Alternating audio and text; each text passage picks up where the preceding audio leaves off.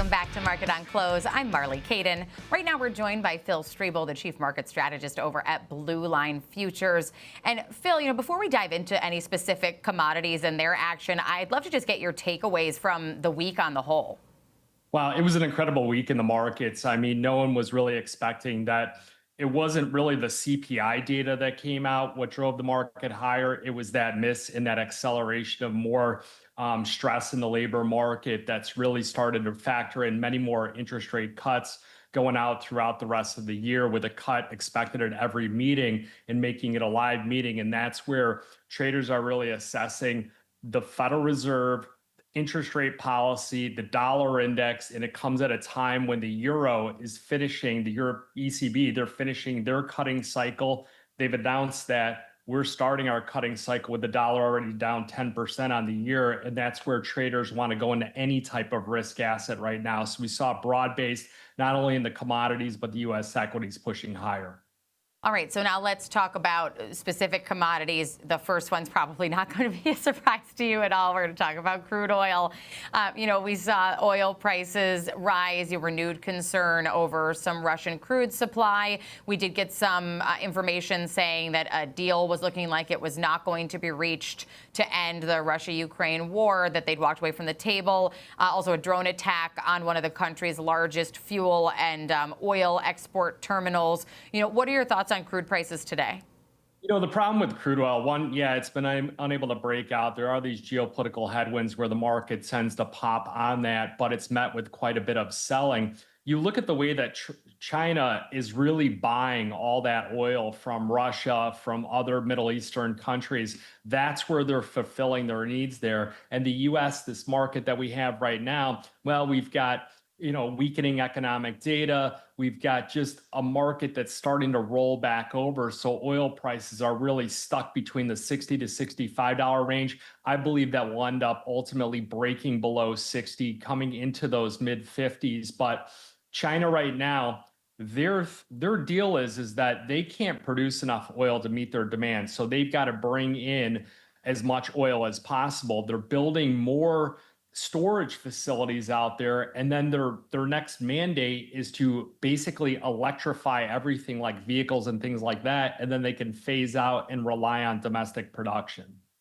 And, I want to move on to Bitcoin, because at the top of the show, Bitcoin was north of 117,000. And it's been the first time I've said that in weeks, now just around 116.5 right now. But, trying to get out of this range that it's been in. What's the driver here? And also, is it all related to these IPOs? We saw Figure come out with their strong IPO. Gemini, we're seeing these crypto IPOs be met with enthusiasm.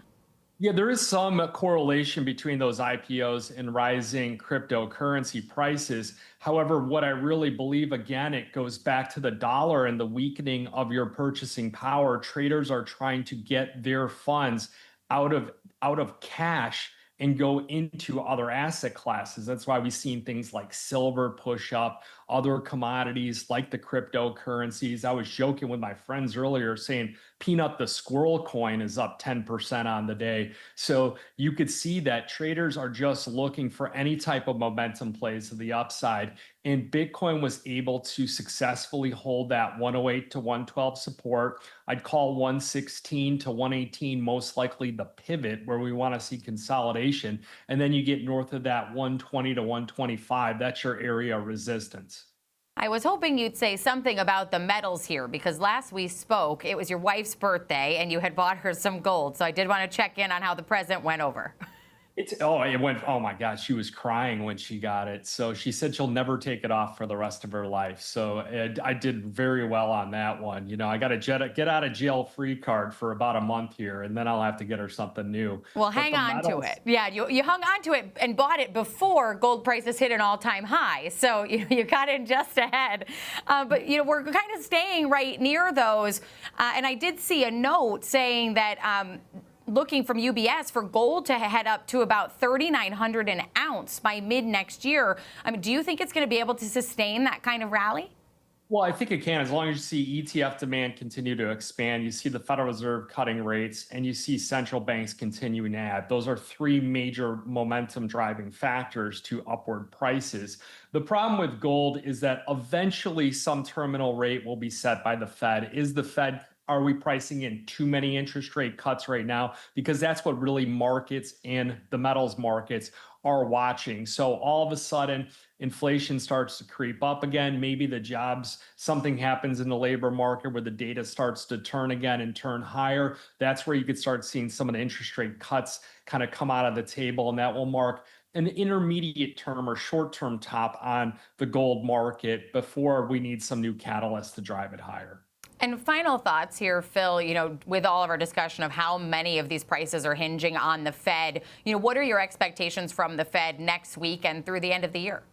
I was looking at the poly market, which is something I generally only look at the CME's Fed Watch tool. That's got a 94% chance that they cut 25 basis points. I think that the 50 will slowly slide away. You go to poly market, they've got an 88% chance that they cut 25 basis points and only a 9% chance that they cut 50. So I think it's really going to come down to they'll probably cut 25 this time around. They'll probably have dovish commentary. But then when you start going farther out, there might be only one more cut, maybe perhaps in December. Well, Phil, we appreciate you taking the time. Glad to hear your wife liked her birthday present as well. Thanks for breaking down commodities for us this afternoon. That's Phil Strebel from Blue Line Futures. And coming up, we'll close.